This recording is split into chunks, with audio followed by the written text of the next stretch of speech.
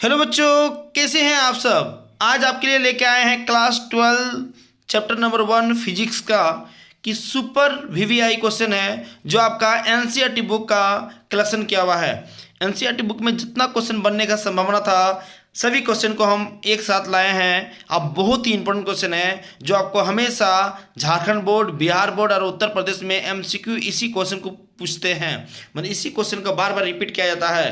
तो आप झारखंड, बिहार और उत्तर प्रदेश से यदि हैं तो आपका क्वेश्चन एक भी छूटने वाला नहीं है। सक्सेस पॉइंट बच्चों को टॉपर बनाते हैं। हम हैं टॉपर मेकर, हम हैं टॉपर मेकर, क्योंकि बच्चे को रिजल्ट को हम लोग बहुत ही शानदार ज़बरदस्त बनाने के लिए ही मेहनत करते हैं। तो उसके लिए एक मोटिवेशनल है, किसी भी कार्य करने के लिए तुरंत उठो, किसी भी कार्य करने के लिए तुरंत उठो, जागो तब तक नहीं रुकना, जागो तब तक नहीं रुकना जब तक लक्ष्य हासिल ना हो जाए, जब तक लक्ष्य हासिल ना। विद्युत आवेश एवं क्षेत्र, जो कि आपका इससे एक भी क्वेश्चन बाहर जाने वाला नहीं है। पूरा आप वीडियो को जरूर देखिएगा क्योंकि सिर्फ इंपॉर्टेंट क्वेश्चन का कलेक्शन किया हुआ है इसमें। स्टडी मतलब रक्षित सर, स्टडी मतलब रक्षित सर। चलिए अगला क्वेश्चन, आपके क्वेश्चन के कलेक्शन यहीं से है, आप देखिएगा बढ़िया से। किसी वस्तु पर आवेश की न्यूनतम मात्रा कम नहीं हो सकती है, मतलब हो गया आवेश का मान उससे कम नहीं हो सकता है। तो याद रखिए इसका जो वैल्यू होता है ना, 1 इलेक्ट्रॉन पर आवेश के बराबर होता है 1.6 × 10⁻⁻19 कूलम के बराबर होता है। चलिए अगला क्वेश्चन आपके सामने है। पी आघूर्ण वाला द्विध्रुव अधिकतम बल आघूर्ण तब अनुभव करेगा जब पी और ई के बीच कौन होगा। तो याद रखना अधिकतम तब होगा जब ये 90 डिग्री होगा। कब होगा वो? 90 डिग्री। अगला क्वेश्चन आपके सामने है। दो विद्युत क्षेत्र रेखाएं एक दूसरे को किस कोण पर काटती है? 90 डिग्री, 45 डिग्री, 30 डिग्री नहीं काटती है। तो याद रखिए इसका क्या होता है कि नहीं काटती है, मतलब प्रतिच्छेद नहीं करती है। बहुत इंपॉर्टेंट क्वेश्चन है, बार बार रिपीट करते हैं ये बोर्ड एग्जाम में। अगला क्वेश्चन है, स्थिर विद्युतीय क्षेत्र होता है। स्थिर विद्युतीय जो क्षेत्र होता है ना वो होता है संरक्षी। क्या होता है वह? संरक्षी। अगला क्वेश्चन आपके सामने है। एक ही पदार्थ के धातु के दो गोले ए तथा बी दिए गए हैं। एक पर +q आवेश तथा दूसरे पर -q आवेश दिया गया है। ए का द्रव्यमान बढ़ जाएगा, बी का द्रव्यमान बढ़ेगा। सी में दिया हुआ है द्रव्यमान पर कोई प्रभाव नहीं पड़ेगा और डी में से कोई नहीं। तो इसका आंसर होगा बी का द्रव्यमान बढ़ेगा, क्योंकि ये आवेश ऋण आवेश दिया जाता है तो यहाँ पे क्या होता है वो बढ़ेगा। तो बोला आगे क्वेश्चन, डी मात्रक है आवेश का, विभव का, विद्युत द्विध्रुव आघूर्ण का कोई नहीं। याद रखिएगा इसका आंसर होगा विद्युत द्विध्रुव आघूर्ण। बहुत इंपॉर्टेंट क्वेश्चन है ये। क्वेश्चन बैंक से मिला के देखिएगा, यही क्वेश्चन को बार बार रिपीट करते हैं क्योंकि आपका कलेक्शन हम ला के रखे हैं। इसी क्वेश्चन को जरूर देखिएगा आप। अगला क्वेश्चन 7 नंबर, जब कोई वस्तु ऋणावेशित हो जाती है तो उसका द्रव्यमान क्या होता है? घट जाता है, बढ़ता है, वही रहता है, इनमें से कोई नहीं। याद रखिएगा इसका द्रव्यमान क्या होगा? ऋणावेशित है तो बढ़ेगा और धनावेशित रहता तो घटता। अगला क्वेश्चन आपके सामने है। किसी वस्तु पर आवेश का कारण है न्यूट्रॉन का स्थानांतरण, प्रोटॉन का स्थानांतरण, इलेक्ट्रॉन का स्थानांतरण, प्रोटॉन और न्यूट्रॉन दोनों का स्थानांतरण। इसका आंसर होगा कि इलेक्ट्रॉन का स्थानांतरण। किसके कारण होता है? इलेक्ट्रॉन के स्थानांतरण के कारण। किसी आवेशित चालक के नजदीक विद्युत तीव्रता का मान होता है। जब आवेशित चालक के बोलेगा तो याद रखिएगा इसका आंसर होगा σ/ε0, σ/ε0। अगला क्वेश्चन आपके सामने है। किसी आवेशित समतल चादर के नजदीक विद्युत तीव्रता का मान होता है। जब समतल चादर बोलेगा तो याद रखिएगा इसका आंसर होगा σ/2ε0, σ/2ε0। अगला क्वेश्चन आपके सामने में, किसी घेरे सतह पर कुल विद्युत फ्लक्स पृष्ठ के भीतर स्थिर आवेश कुल आवेश का ये होता है आपका गॉस का प्रमेय है। अब गॉस का प्रमेय में होता है फाई बराबर 1/ε0 × q। तो इसका आंसर होगा ए नंबर। चलिए अगला क्वेश्चन आपके सामने है। एक समान विद्युत क्षेत्र में द्विध्रुव पर आरोपित बल युग्म आघूर्ण अधिकतम है, जबकि द्विध्रुव की अक्ष तथा क्षेत्र की दिशा के बीच हमको आपको बताएं बल आघूर्ण तब अधिकतम होगा जो वो 90 डिग्री होगा। क्या होगा वो? 90 डिग्री। अगला क्वेश्चन आपके सामने है। विद्युत द्विध्रुव आघूर्ण का ऐसे ही मात्रक होता है। विद्युत द्विध्रुव आघूर्ण का ऐसी मात्रक जो होता है ना वो कूलम मीटर होगा। क्या होगा? वो कूलम मीटर। इसी को बोलते हैं हम लोग डिबई। अगला क्वेश्चन आपके सामने है, साबुन के एक बुलबुले को जब आवेशित किया जाता है तो उसकी त्रिज्या बढ़ती है, घटती है, अपरिवर्तित रहती है, शून्य होती है। तो याद रखिएगा क्या होता है, वो बढ़ती है। अगला क्वेश्चन है, अगला क्वेश्चन आपके सामने है, विद्युत विभव का मात्रक वोल्ट है तो यह तुल्य है। यह तुल्य जो होता है ना, V बराबर Q बाई V बराबर होता है W बाई Q। तो W का जूल हो गया और Q का क्या हो गया, कूलम। याद रखिए होगा 1 नंबर इसका। अगला क्वेश्चन है, निम्नलिखित में कौन सदिश राशि है। निम्नलिखित में कौन सदिश राशि है। तो ये विद्युत क्षेत्र तीव्रता जो है ना, वो सदिश राशि है। क्या हुआ, सदिश राशि है। अगला क्वेश्चन आपके सामने है कि एक बिंदु आवेश Q से r दूरी पर विद्युत क्षेत्र की तीव्रता का परिमाण होता है। तो ये उसका फॉर्मूला है, E बराबर होता है 1/4πε0 into Q by R square. मतलब इसका होगा B नंबर आंसर। क्या होगा इसका, B नंबर।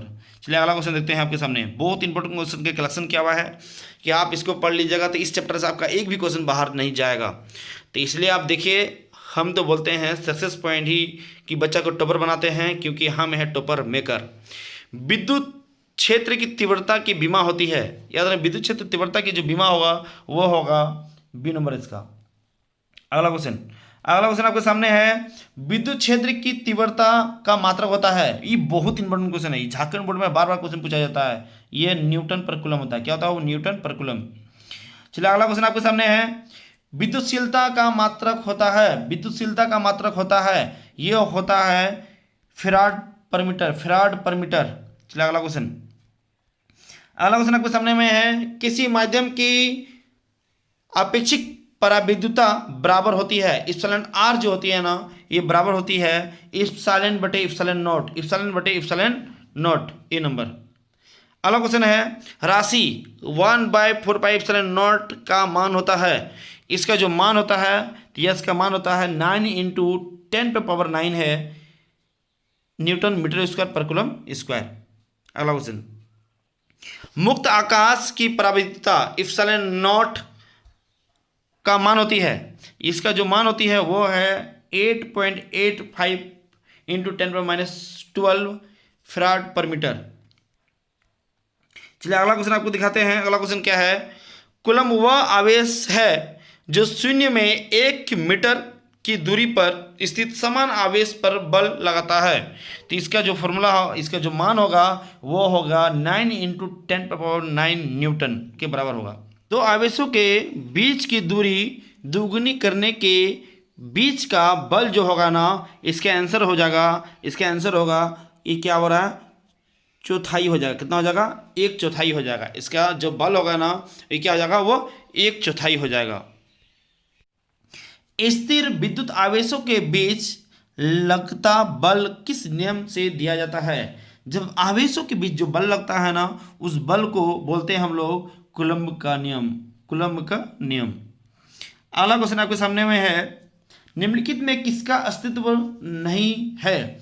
किसका अस्तित्व नहीं हो सकता है, तो किसका मान, आवेश का मान नहीं हो सकता है कि आवेश का मान नहीं होगा। तो याद रखिएगा 2.6 × 10⁻⁹ नहीं होगा।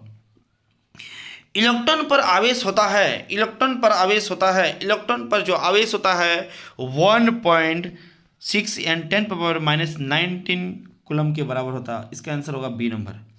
अगला क्वेश्चन आपके सामने है, जबरदस्त क्वेश्चन का कलेक्शन क्या हुआ है, आपका एक भी क्वेश्चन बाहर जाने वाला नहीं है। आवेश की बीमा है। आवेश की बीमा है, तो आवेश की जो बीमा होती है वो 80 होती है, मतलब A नंबर होगा। क्योंकि सिर्फ इंपॉर्टेंट क्वेश्चन बैंक से लिया गया है कि आपका क्वेश्चन बैंक और एनसीईआरटी बुक का कि जो क्वेश्चन आपको बार बार पूछा जाता है उसी क्वेश्चन का कलेक्शन किया हुआ है। आवेश का ऐसी मात्रक होता है, बहुत इंपॉर्टेंट क्वेश्चन है। आवेश का ऐसी मात्रक जो होता है ना, वो कूलम होता है। क्या होता है, वह कूलम होता है। बहुत कम क्वेश्चन बचा हुआ है, टेंशन मत लीजिए। चलिए अगला क्वेश्चन देखिए। अगला क्वेश्चन है, दो चालकों के बीच आवेश के वितरण से होने वाली ऊर्जा की हानि निर्भर करती है विभवांतर के वर्ग पर, धारिता पर, इनमें से कोई नहीं। याद रखिएगा आंसर जो होगा ना, विभवांतर के वर्ग पर। क्या होता है वो, विभवांतर के वर्ग पर। अगला क्वेश्चन है आपके पास, बहुत कम क्वेश्चन बचा हुआ है, थोड़ा ध्यान दीजिएगा। एक अनावेशित धातु कण को एक धनावेशित धातु प्लेट के नजदीक लाया जाता है तो धातु कण पर विद्युतीय बल होगा प्लेट की तरफ, प्लेट से दूर, प्लेट के समांतर, इनमें से कोई नहीं। याद रखिए प्लेट की तरफ होगा। क्या होगा वो? प्लेट की तरफ। अगला क्वेश्चन आपके सामने है, विद्युत फ्लक्स का मात्रक होता है। विद्युत फ्लक्स का जो मात्रक होगा ना वो होगा टेस्ला।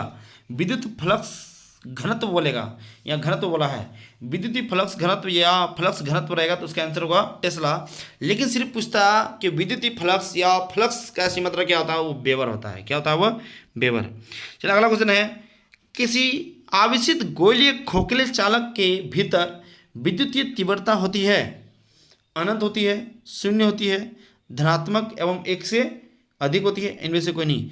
जब वो ना खोखले अंदर की बात करेगा तो याद रखिए बहुत इंपॉर्टेंट क्वेश्चन है, ये होता है वो शून्य होता है। क्या होता है वह? शून्य होता है।